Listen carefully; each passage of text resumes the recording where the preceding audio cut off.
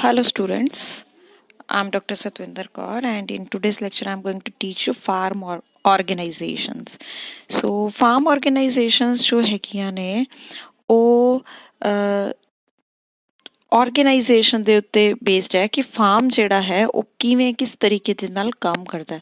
That is ਕਿ ਕਿਹੜੇ type ਨੇ ਔਨ ਦ ਬੇਸਿਸ ਆਫ ਕਿ ਕੌਣ ਔਨ ਕਰ ਰਿਹਾ ਲੈਂਡ ਨੂੰ ਤੇ ਮੈਨੇਜ ਜਾਂ ਕੰਟਰੋਲ ਕੌਣ ਕਰ ਰਿਹਾ ਲੈਂਡ ਨੂੰ ਜਾਂ ਉਹਦੇ ਤੇ ਆਪਰੇਟ ਕੌਣ ਕਰ ਰਿਹਾ। ਸੋ ਤਿੰਨ ਜਿਹੜੇ ਨੇ ਬੇਸਿਕ ਫੋਕਸ ਹੁੰਦੇ ਨੇ ਲੈਂਡ ਆਰਗੇਨਾਈਜੇਸ਼ਨ 'ਚ ਫਾਰਮ ਆਰਗੇਨਾਈਜੇਸ਼ਨ 'ਚ। ਪਹਿਲਾ ਹੈ ਕਿ ਜ਼ਮੀਨ ਕਿਸ ਦੀ ਹੈ, ਆਪਣੀ ਜ਼ਮੀਨ ਹੈ, ਰੈਂਟਡ ਜ਼ਮੀਨ ਹੈ ਜਾਂ ਸਰਕਾਰ ਦੀ ਜ਼ਮੀਨ ਹੈ ਜਾਂ ਜੋ ਵੀ।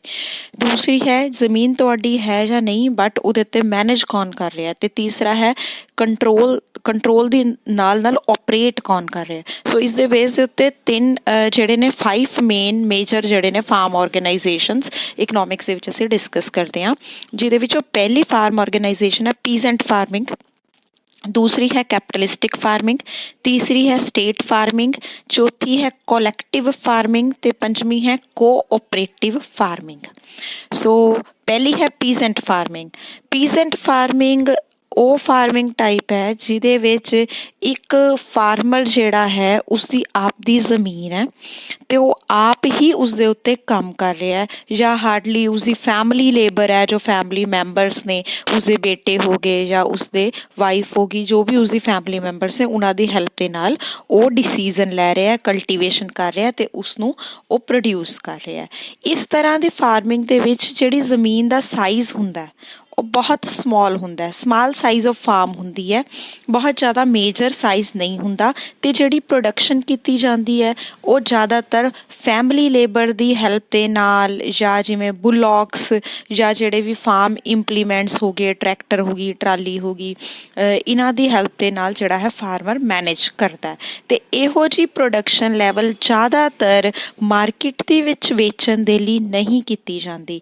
ਇਹ ਪੀਸੈਂਟਰੀ ਫਾਰਮਿੰਗ ਜਿਹੜੀ ਹੈ ਇਸ ਦਾ ਮੇਨ ਮਕਸਦ ਆਪ ਦੀਆਂ ਬੇਸਿਕ ਨੈਸੈਸਿਟੀਜ਼ ਨੂੰ, ਡੋਮੈਸਟਿਕ ਨੀਡਸ ਨੂੰ ਪੂਰਾ ਕਰਨਾ ਹੁੰਦਾ ਤੇ ਕੰਜ਼ੰਪਸ਼ਨ ਪਰਪਸ ਹੀ ਇਹਦਾ ਬੇਸਿਕ ਏਮ ਹੁੰਦਾ। ਇਸ ਨੂੰ ਸਬਸਿਸਟੈਂਸ ਲੈਵਲ ਆਫ ਫਾਰਮਿੰਗ ਦੇ ਨਾਮ ਨਾਲ ਵੀ ਜਾਣਿਆ ਜਾਂਦਾ ਕਿਉਂਕਿ ਇਸ ਦੇ ਵਿੱਚ ਕਮਰਸ਼ੀਅਲ ਫਾਰਮਿੰਗ ਨਹੀਂ ਹੁੰਦੀ, ਮਤਲਬ ਕਿ ਖੇਤੀ ਕਰਨ ਦਾ ਮੁੱਖ ਉਦੇਸ਼ ਆਪਣੀਆਂ ਜ਼ਰੂਰਤਾਂ ਪੂਰਾ ਕਰਨਾ ਹੁੰਦਾ ਰੈਦਰ ਦੈਨ ਮਾਰਕੀਟ ਦੇ ਵਿੱਚ ਵੇਚਣ ਦੇ ਲਈ।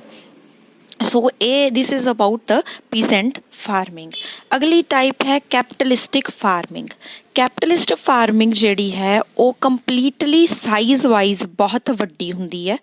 ਇਹਦੇ ਵਿੱਚ ਲਾਰਜ ਸਾਈਜ਼ ਆਫ ਫਾਰਮ ਹੁੰਦਾ ਹੈ, ਜ਼ਮੀਨ ਦਾ ਬਹੁਤ ਵੱਡਾ ਸਾਈਜ਼ ਹੁੰਦਾ ਹੈ ਤੇ ਕੀ ਕੀਤਾ ਜਾਂਦਾ ਹੈ ਕਿ ਇਸ ਤਰ੍ਹਾਂ ਦੀ ਫਾਰਮਿੰਗ ਦੇ ਵਿੱਚ ਓਨਰ ਜਿਹੜਾ ਹੈ ਜ਼ਮੀਨ ਦਾ ਉਹ ਜਿਹੜਾ ਅੱਗੇ ਮੈਨੇਜਰ ਨੂੰ ਜਾਂ ਅੱਗੇ ਬੰਦਿਆਂ ਨੂੰ ਹਾਇਰ ਕਰਦਾ ਜਿਹੜੇ ਕਿ ਅੱਗੇ ਜ਼ਮੀਨ ਦੇ ਉੱਤੇ ਕੰਮ ਕਰਦੇ ਨੇ, ਲੇਬਰ ਨੂੰ ਹਾਇਰ ਕਰਦੇ ਨੇ, ਮਸ਼ੀਨਰੀ ਨੂੰ ਪਰਚੇਜ਼ ਕਰਦੇ ਨੇ ਤੇ ਇਸ ਨੂੰ ਅਸੀਂ ਇਸਟੇਟ ਫਾਰਮਿੰਗ ਵੀ ਬੋਲਦੇ ਹਾਂ। ESTATE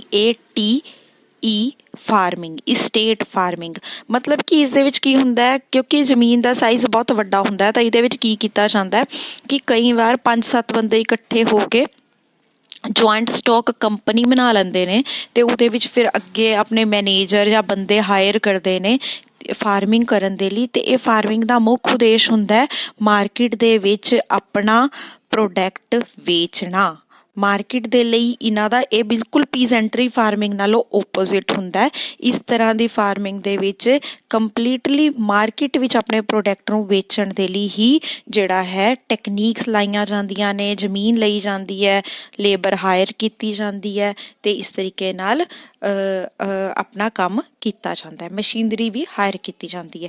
ਇਸ ਨੂੰ ਕਾਰਪੋਰੇਟ ਫਾਰਮਿੰਗ ਦੇ ਨਾਮ ਨਾਲ ਵੀ ਜਾਣਿਆ ਜਾਂਦਾ। ਇਹ ਬੜੀ ਫੇਮਸ ਹੈ USA ਵਿੱਚ, ਆਸਟ੍ਰੇਲੀਆ ਵਿੱਚ, ਇੰਗਲੈਂਡ ਵਿੱਚ।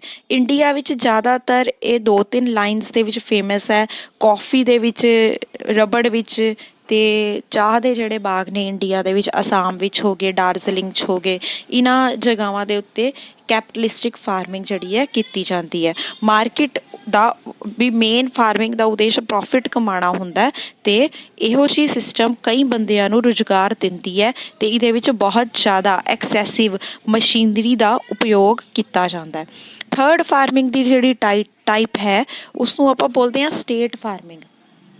ਸਟੇਟ ਫਾਰਮਿੰਗ ਦਾ ਮਤਲਬ ਹੈ ਕਿ ਇਹੋ ਜਿਹੀ ਫਾਰਮਿੰਗ ਜਿਹੜੀ ਕਿ ਸਰਕਾਰ ਦੇ ਅਧੀਨ ਆਉਂਦੀ ਹੈ, ਪ੍ਰਾਈਵੇਟ ਅਦਾਰਿਆਂ ਦੇ ਅਧੀਨ ਨਹੀਂ ਆਉਂਦੀ।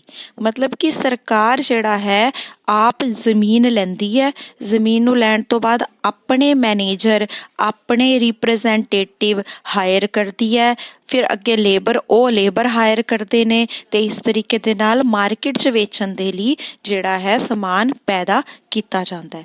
ਇਹ ਵੀ ਕੈਪੀਟਲਿਸਟਿਕ ਫਾਰਮਿੰਗ ਦੀ ਤਰ੍ਹਾਂ ਬਹੁਤ ਲਾਰਜ ਫਾਰਮ ਹੁੰਦਾ ਹੈ ਤੇ ਇਸ ਦੇ ਵਿੱਚ ਜ਼ਿਆਦਾਤਰ ਕੇਸਿਸ ਵਿੱਚ ਇਹ ਵੀ ਦੇਖਣ ਨੂੰ ਮਿਲਦਾ ਹੈ ਕਿ ਇਹ ਸਭ ਕਿਉਂਕਿ ਸਟੇਟ ਦਾ ਕੰਮ ਹੈ ਤਾਂ ਸਟੇਟ ਜਿਹੜਾ ਹੈ ਸੋਸ਼ਲ ਨੀਡਸ ਨੂੰ ਫੋਕਸ ਕਰਦਾ ਹੈ, ਤਾਂ ਇਸ ਦਾ ਬੇਸਿਕ ਜਿਹੜਾ ਪ੍ਰੋਡਕਸ਼ਨ ਕੀਤਾ ਜਾਂਦਾ ਹੈ ਉਹ ਸੁਸਾਇਟੀ ਦੇ ਲਈ ਕੀਤਾ ਜਾਂਦਾ ਹੈ। ਜਿਵੇਂ ਕਿ ਰਸ਼ੀਆ ਜਾਂ ਜਿਹੜੀਆਂ ਵੀ ਸੋਸ਼ਲਿਸਟਿਕ ਕੰਟਰੀਜ਼ ਨੇ ਉਹਨਾਂ ਵਿੱਚ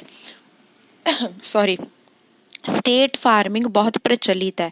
ਕੀ ਕੀਤਾ ਜਾਂਦਾ ਹੈ, ਸਰਕਾਰ ਦੇ ਆਪਣੇ ਫਾਰਮ ਹੁੰਦੇ ਨੇ, ਆਪਦੇ ਮੈਨੇਜਰ ਹਾਇਰ ਕਰਦੀ ਹੈ, ਆਪ ਦੀ ਹੀ ਲੇਬਰ ਇੰਪਲੋਏ ਕਰਦੀ ਹੈ, ਅੱਗੇ ਮਸ਼ੀਨਰੀ ਇੰਪਲੋਏ ਕੀਤੀ ਜਾਂਦੀ ਹੈ, ਇਸ ਤਰੀਕੇ ਨਾਲ ਪ੍ਰੋਡਕਟਸ ਨੂੰ ਪ੍ਰੋਡਿਊਸ ਕੀਤਾ ਜਾਂਦਾ ਹੈ। ਪ੍ਰੋਫਿਟ ਮੇਨ ਏਮ ਨਹੀਂ ਹੁੰਦਾ ਇਸ ਤਰ੍ਹਾਂ ਦੀ ਫਾਰਮਿੰਗ ਦੇ ਵਿੱਚ, ਲੋਕਾਂ ਦੀਆਂ ਜ਼ਰੂਰਤਾਂ ਨੂੰ ਪੂਰਾ ਕਰਨਾ ਮੇਨ ਏਮ ਹੁੰਦਾ। ਫੀਚਰਸ ਸੇਮ ਨੇ ਕਿ ਲਾਰਜ ਸਾਈਜ਼ ਆਫ ਫਾਰਮ ਹੁੰਦਾ ਹੈ, ਮਸ਼ੀਨਾਂ ਲਾਈਆਂ ਜਾਂਦੀਆਂ ਨੇ ਵੀ ਮਤਲਬ ਜਿਵੇਂ ਕੈਪੀਟਲਿਸਟਿਕ ਫਾਰਮਿੰਗ 'ਚ ਹੁੰਦਾ, ਬਟ ਏਮ ਜਿਹੜਾ ਹੈ ਉਹ ਸੋਸ਼ਲ ਨੀਡਸ ਹੁੰਦਾ ਤੇ ਇਹ ਪ੍ਰਾਈਵੇਟ ਨਹੀਂ ਹੁੰਦੇ, ਇਹ ਸਟੇਟ ਹੁੰਦੇ ਨੇ, ਸਟੇਟ ਸਰਕਾਰ ਦੇ ਅੰਦਰ ਪਾਏ ਜਾਂਦੇ ਨੇ। ਸੋ ਇਹ ਹੋ ਗਈਆਂ ਤਿੰਨ: peasantry farming, capitalistic farming, state farming. Next ਹੈ ਕਲੈਕਟਿਵ ਫਾਰਮਿੰਗ। ਕਲੈਕਟਿਵ ਫਾਰਮਿੰਗ ਜਿਹੜੀ ਹੈ ਨਾਮ ਤੋਂ ਹੀ ਪਤਾ ਚੱਲਦਾ ਹੈ ਕਲੈਕਟਿਵਲੀ ਕੀਤੀ ਜਾਂਦੀ ਹੈ, ਮਤਲਬ ਕਮਿਊਨਿਟੀ ਵੱਲੋਂ ਇਕੱਠੇ ਹੋ ਕੇ ਕੀਤੀ ਜਾਂਦੀ ਹੈ। ਇੱਕ ਇਹੋ ਜਿਹੀ ਜ਼ਮੀਨ ਜਿਹਦੇ ਵਿੱਚ ਕੋਈ ਵੀ ਇੱਕ ਮੈਂਬਰ ਜਿਹੜਾ ਹੈ ਉਸਦੀ ਓਨਰਸ਼ਿਪ ਜ਼ਮੀਨ ਤੇ ਨਹੀਂ ਹੁੰਦੀ, ਸਾਰੀ ਜ਼ਮੀਨ ਦੇ ਉੱਤੇ ਨੋ ਇੰਡੀਵਿਜੂਅਲ ਓਨਰਸ਼ਿਪ, ਕੋਈ ਵੀ ਇੰਡੀਵਿਜੂਅਲ ਓਨਰਸ਼ਿਪ ਨਹੀਂ ਹੁੰਦੀ, ਜ਼ਮੀਨ ਕਮਿਊਨਿਟੀ ਦੀ ਹੁੰਦੀ ਹੈ, ਸੁਸਾਇਟੀ ਦੀ ਹੁੰਦੀ ਹੈ, ਜਿਹਦੇ ਵਿੱਚ ਲੇਬਰ ਇੰਪਲੋਏ ਕੀਤੀ ਜਾਂਦੀ ਹੈ ਜਾਂ ਜਿਹੜੇ ਕਿਸਾਨ ਹੁੰਦੇ ਨੇ ਉਹ ਆਪ ਐਜ਼ ਏ ਲੇਬਰਰ ਕੰਮ ਕਰਦੇ ਨੇ। ਇੱਕ ਬੋਰਡ ਬਣਾਇਆ ਜਾਂਦਾ ਹੈ ਜਿਹੜਾ ਕੰਟਰੋਲ ਤੇ ਸੁਪਰਵਾਈਜ਼ ਕਰਦਾ ਹੈ ਸਾਰੇ ਦੇ ਸਾਰੇ ਕੰਮਾਂ ਨੂੰ, ਮੈਨੇਜਮੈਂਟ ਬੋਡੀ ਨੋਮੀਨੇਟ ਕਰਦੀ ਹੈ, ਨੋਮੀਨੇਟ ਕੀਤੀ ਗਈ ਹੁੰਦੀ ਹੈ ਤੇ ਜਿਹੜੇ ਵੀ ਕੰਮ ਕੀਤੇ ਜਾਂਦੇ ਨੇ ਉਹ ਕਮਿਊਨਿਟੀ ਦੇ ਵੈਲਫੇਅਰ ਲਈ ਕੀਤੇ ਜਾਂਦੇ ਨੇ। ਮਤਲਬ ਕਿ ਇਸ ਦੇ ਵਿੱਚ ਕੋਈ ਵੀ ਇੰਡੀਵਿਜੂਅਲ ਓਨਰਸ਼ਿਪ ਜਿਹੜੀ ਹੈ ਕਿਸੇ ਵੀ ਬੰਦੇ ਦੀ ਨਹੀਂ ਹੁੰਦੀ। ਪ੍ਰੋਡਕਟ ਪ੍ਰੋਡਿਊਸ ਕੀਤਾ ਜਾਂਦਾ ਹੈ, ਉਸ ਤੋਂ ਬਾਅਦ ਉਸਦੇ ਪ੍ਰੋਫਿਟ ਦੇ ਅਕੋਰਡਿੰਗਲੀ ਆਪਸ ਦੇ ਵਿੱਚ ਉਸ ਨੂੰ ਡਿਵਾਈਡ ਕਰ ਲਿੱਤਾ ਜਾਂਦਾ ਹੈ। ਸੋ ਇਹ ਕਈ ਲਾਈਨਸ ਦੇ ਵਿੱਚ ਚਲਦੀ ਹੈ, ਜਿਵੇਂ ਕਿ ਸੋਸ਼ਲ ਸਰਵਿਸਿਜ਼ ਦੇ ਨਾਲ ਵੀ ਇਸਦਾ ਬਹੁਤ ਰਿਲੇਸ਼ਨਸ਼ਿਪ ਹੈ, ਜਿਵੇਂ ਐਜੂਕੇਸ਼ਨ, ਮੈਡੀਕਲ ਫੈਸਿਲਿਟੀਜ਼, ਰੀਕ੍ਰੀਏਸ਼ਨਸ, ਇਹਨਾਂ ਦੇ ਨਾਲ ਵੀ ਇਸਦਾ ਬਹੁਤ ਜ਼ਿਆਦਾ ਨੇੜੇ ਦਾ ਸੰਬੰਧ ਹੈ। ਸੋ ਜਿਹੜੀ ਫਾਈਨਲ ਅਰਨਿੰਗ ਲੇਬਰਰਸ ਨੂੰ ਮਿਲਦੀ ਹੈ ਉਹ ਉਹਨਾਂ ਦੇ ਪ੍ਰੋਡਿਊਸ ਦੇ ਅਕੋਰਡਿੰਗਲੀ ਮਿਲਦੀ ਹੈ। ਜਿੰਨੇ ਜਿੰਨੀ ਮਿਹਨਤ ਕੀਤੀ, ਜਿੰਨੇ ਜਿੰਨਾ ਪ੍ਰੋਡਿਊਸ ਕੀਤਾ, ਜਿੰਨੇ ਜਿੰਨੀ ਕੁਆਲਿਟੀ ਦਾ ਪ੍ਰੋਡਕਟ ਪ੍ਰੋਡਿਊਸ ਕੀਤਾ, ਉਹਨੂੰ ਉਸ ਫਾਰਮ ਦਾ ਉਨਾ ਕੁ ਹਿੱਸਾ ਮਿਲ ਜਾਂਦਾ। ਮਤਲਬ ਕਿ ਕਮਿਊਨਿਟੀ ਦੇ ਨਾਲ ਬਿਲੋਂਗ ਕਰਦੀ ਹੈ ਜ਼ਮੀਨ, ਤੇ ਕੋਈ ਵੀ ਜ਼ਮੀਨ ਦੇ ਵਿੱਚ ਇੱਕ ਬੰਦੇ ਦਾ ਅਧਿਕਾਰ ਨਹੀਂ ਹੁੰਦਾ, ਇਕੱਠੇ ਕੰਮ ਕੀਤੇ ਜਾਂਦੇ ਹੈ, ਜਿਹਨੇ ਜਿੰਨਾ ਕੁ ਹਿੱਸਾ ਪਾਇਆ ਕੰਮ ਦੇ ਵਿੱਚ, ਕੰਟਰੀਬਿਊਸ਼ਨ ਪਾਈ, ਉਹਨੂੰ ਉਨਾ ਕੁ ਹੀ ਹੱਕ ਉਸਦਾ ਦੇ ਦਿੱਤਾ ਜਾਂਦਾ ਹੈ। ਅਗਲੀ ਹੈ cooperative farming. Cooperative farming India ਵਿੱਚ ਇਸ ਟਾਈਮ ਦੇ ਉੱਤੇ ਬਹੁਤ ਜ਼ਿਆਦਾ ਪ੍ਰਚਲਿਤ ਹੈ। ਇਹ ਇੱਕ ਵੋਲੰਟਰੀ ਆਰਗੇਨਾਈਜੇਸ਼ਨ ਹੁੰਦੀ ਹੈ, ਮਤਲਬ ਕਿ ਆਪਣੀ ਇੱਛਾ ਨਾਲ ਬਣਾਈ ਹੋਈ ਹੈ, ਜਿਹਦੇ ਵਿੱਚ ਫਾਰਮਰਸ ਇਕੱਠੇ ਹੋ ਜਾਂਦੇ ਹੈ, ਲੈਂਡ ਓਨਰਸ ਕਹਿੰਦੇ ਆ ਜਿਨ੍ਹਾਂ ਨੂੰ। ਆਪਣੀ ਆਪਣੀ ਜ਼ਮੀਨ ਉਹਨਾਂ ਦੀ ਆਪਣੀ ਹੀ ਹੁੰਦੀ ਹੈ, ਮਤਲਬ ਕਿ ਓਨਰਸ਼ਿਪ ਉਹਨਾਂ ਦੀ ਆਪਣੀ ਹੈ, ਇੰਡੀਵਿਜੂਅਲ ਓਨਰਸ਼ਿਪ ਹੈ ਉਹਨਾਂ ਦੀ, ਪਰ ਉਹਨਾਂ ਦੀ ਕਲਟੀਵੇਸ਼ਨ ਜਿਹੜੀ ਆ ਉਹ ਇਕੱਠੇ ਕਰਦੇ ਨੇ। ਮਤਲਬ ਕਿ ਜਿਵੇਂ ਕਿਸੇ ਤੋਂ 1 ਕਿੱਲੇ ਜ਼ਮੀਨ ਹੈ, ਕਿਸੇ ਤੋਂ 2 ਕਿੱਲੇ ਜ਼ਮੀਨ ਹੈ, ਕਿਸੇ ਤੋਂ 3 ਕਿੱਲੇ ਜ਼ਮੀਨ ਹੈ, ਸੋ 3 ਤੇ 2 ਤੇ 1 6 ਕਿੱਲੇ ਜ਼ਮੀਨ ਇਕੱਠੇ ਕਰ ਲਿੱਤੀ, ਮਤਲਬ ਕਿ ਇਕੱਠੇ ਹੋ ਗਏ ਫਾਰਮਰ। ਓਨਰਸ਼ਿਪ ਸਾਰਿਆਂ ਦੀ ਇੱਕ ਅੱਡ ਅੱਡ ਹੀ ਹੈ, ਜਿਹਦੀ 1 ਕਿੱਲੇ ਜ਼ਮੀਨ ਹੈ ਉਹਦੀ 1 ਕਿੱਲੇ ਹੀ ਹੈ, ਜਿਹਦੀ 2 ਕਿੱਲੇ ਆ ਉਹਦੀ 2 ਕਿੱਲੇ ਹੀ ਹੈ, ਬਟ ਫਾਰਮਿੰਗ ਕਰਨ ਦੇ ਪਰਪਸ ਦੇ ਲਈ ਤਾਂ ਕਿ ਕਾਸਟ ਆਫ ਪ੍ਰੋਡਕਸ਼ਨ ਘੱਟ ਜਾਏ, ਆਣ ਇਨਪੁਟਸ ਨੂੰ ਲਿਆਉਣ ਲਿਜਾਣ ਦਾ ਖਰਚਾ ਘੱਟ ਜੇ, ਇਨਪੁਟਸ ਸਸਤੇ ਰੇਟ ਵਿੱਚ ਮਿਲ ਜਾਣ, ਕਿਉਂਕਿ ਲਾਰਜ ਸਕੇਲ ਜਦੋਂ ਵੀ ਹੁੰਦਾ, ਆਪਾਂ ਪੜ੍ਹਿਆ ਹੋਇਆ ਮਾਈਕਰੋ 'ਚ ਕਿ ਲਾਰਜ ਸਕੇਲ ਫਾਰਮਿੰਗ ਜਦੋਂ ਵੀ ਹੁੰਦੀ ਹੈ ਜਾਂ ਲਾਰਜ ਸਕੇਲ 'ਤੇ ਕੁਝ ਵੀ ਪ੍ਰੋਡਿਊਸ ਕੀਤਾ ਜਾਂਦਾ ਤਾਂ ਇਕੋਨਮੀਜ਼ ਆਫ ਬਾਰਗਨਿੰਗ ਆਉਂਦੀਆਂ ਨੇ। ਸੋ ਕੀ ਕੀਤਾ ਜਾਂਦਾ, ਇਸ ਉਦੇਸ਼ ਦੇ ਲਈ ਫਾਰਮਰਸ ਇਕੱਠੇ ਹੋ ਜਾਂਦੇ ਨੇ, ਇੱਕ ਬੋਡੀ ਨੂੰ ਇਲੈਕਟ ਕਰ ਦਿੱਤਾ ਜਾਂਦਾ ਤੇ ਇੱਕ ਸੁਸਾਇਟੀ ਬਣਾ ਲਿੱਤੀ ਜਾਂਦੀ ਹੈ ਜਿਹਦੇ ਵਿੱਚ 1 ਮੈਂਬਰ 1 ਵੋਟ ਦਾ ਅਧਿਕਾਰ ਹੁੰਦਾ ਤੇ ਇਸ ਤਰੀਕੇ ਦੇ ਨਾਲ ਉਹ ਇਕੱਠੇ ਫਾਰਮਿੰਗ ਕਰਦੇ ਨੇ, ਡਿਸੀਜ਼ਨ ਕਰਦੇ ਨੇ, ਹਨਾ, ਤੇ ਮਾਡਰਨ ਮਸ਼ੀਨਰੀ ਨੂੰ ਅਪਲਾਈ ਕਰਦੇ ਨੇ, ਕੋਸ਼ਿਸ਼ ਕਰਦੇ ਨੇ ਵੱਧ ਤੋਂ ਵੱਧ ਇੰਪਰੂਵਡ ਐਗਰੀਕਲਚਰ ਪ੍ਰੈਕਟਿਸਿਸ ਨੂੰ ਯੂਜ਼ ਕੀਤਾ ਜਾਏ, ਨਵੀਆਂ ਟੈਕਨੀਕਸ ਯੂਜ਼ ਕੀਤੀਆਂ ਜਾਣ, ਜਿੱਥੇ ਲੇਬਰ ਨੂੰ ਜ਼ਰੂਰਤ ਹੈ ਕਿ ਲੇਬਰ ਹਾਇਰ ਕਰਨ ਦੀ ਜ਼ਰੂਰਤ ਹੈ ਉਹ ਲੇਬਰ ਹਾਇਰ ਕਰ ਲੈਣ ਤੇ ਇਸ ਤਰੀਕੇ ਦੇ ਨਾਲ ਉਹ ਪ੍ਰੋਡਕਸ਼ਨ ਕਰਦੇ ਨੇ। ਅੱਗੇ ਇਸ ਦੀਆਂ 5 ਟਾਈਪਸ ਨੇ। ਪਹਿਲੀ ਹੈ ਕੋਆਪਰੇਟਿਵ ਜੁਆਇੰਟ ਫਾਰਮਿੰਗ, ਦੂਸਰੀ ਹੈ ਕੋਆਪਰੇਟਿਵ ਕਲੈਕਟਿਵ ਫਾਰਮਿੰਗ, ਤੀਸਰੀ ਹੈ ਕੋਆਪਰੇਟਿਵ ਬੈਟਰ ਫਾਰਮਿੰਗ, ਚੌਥੀ ਹੈ cooperative tenant farming. Cooperative joint farming ਦੇ ਵਿੱਚ ਕੀ ਹੁੰਦਾ ਹੈ ਕਿ ਇਸ ਦੇ ਵਿੱਚ ਕਲਟੀਵੇਸ਼ਨ ਪਰਪਸ ਦੇ ਲਈ ਤੇ ਐਗਰੀਕਲਚਰ ਆਪਰੇਸ਼ਨਸ ਦੇ ਲਈ ਲੈਂਡ ਨੂੰ ਯੂਜ਼ ਕੀਤਾ ਜਾਂਦਾ ਹੈ ਜੁਆਇੰਟਲੀ ਤੇ ਵਲੰਟਰਲੀ। ਮਤਲਬ ਕਿ ਜੋ ਬੇਸਿਕਲੀ ਤੁਸੀਂ ਹੁਣ ਮਤਲਬ ਕੀਤਾ ਹੈ ਇਹ ਸਾਰਾ ਕੁਝ ਕੋਆਪਰੇਟਿਵ ਫਾਰਮਿੰਗ ਦਾ, ਉਹ ਕੁਝ ਹੋਰ ਨਹੀਂ, ਕੋਆਪਰੇਟਿਵ ਜੁਆਇੰਟ ਫਾਰਮਿੰਗ ਹੀ ਕਰ ਰਹੇ ਹਾਂ। ਨੈਕਸਟ ਹੈ cooperative collective farming, when a few persons form a cooperative society and then purchase land from the government or from some big landlord and start cultivating it jointly, such as a system of cultivation is called cooperative collective farming. ਮਤਲਬ ਕੀ ਹੈ, ਇਸ ਦੇ ਵਿੱਚ collective farming ਦਾ ਇੱਕ feature ਜੁੜ ਗਿਆ ਕਿ ਹੁਣ ਇਹਦੇ ਵਿੱਚ ਲੈਂਡ ਇੰਡੀਵਿਜੂਅਲ ਨਹੀਂ ਹੈ, ਲੈਂਡ ਜੁਆਇੰਟ ਹੋ ਗਈ।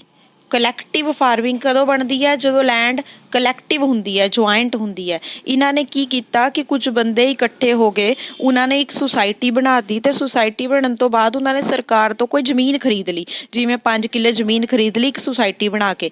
ਮਤਲਬ ਕਿ ਉਹ ਜ਼ਮੀਨ ਦੇ ਉੱਤੇ ਕਿਸੇ ਇੱਕ ਬੰਦੇ ਦੀ ਓਨਰਸ਼ਿਪ ਨਹੀਂ ਹੈ, ਉਹ ਪੂਰੀ ਦੀ ਪੂਰੀ ਸੁਸਾਇਟੀ ਦੀ ਓਨਰਸ਼ਿਪ ਹੈ। ਕੋਆਪਰੇਟਿਵ ਫਾਰਮਿੰਗ ਸੁਸਾਇਟੀ ਦਾ ਨਾਮ ਦੇ ਦਿੱਤਾ ਉਹਨੂੰ। ਉਹ 5 ਕਿੱਲੇ ਜ਼ਮੀਨ ਕਿਸੇ ਇੱਕ ਬੰਦੇ ਦੀ ਨਹੀਂ ਹੈ, ਉਹ ਸਾਰਿਆਂ ਦੀ ਜੁਆਇੰਟਲੀ ਹੈ ਤੇ ਇਸ ਤਰੀਕੇ ਦੇ ਨਾਲ ਉਹ ਪ੍ਰੋਡਿਊਸ ਕਰਦੇ ਨੇ ਤੇ ਇਸ ਤਰੀਕੇ ਦੇ ਨਾਲ ਉਹਨਾਂ ਨੂੰ ਸ਼ੇਅਰ ਆਪਣੇ ਹਿੱਸੇ ਦਾ ਮਿਲ ਜਾਂਦਾ ਹੈ।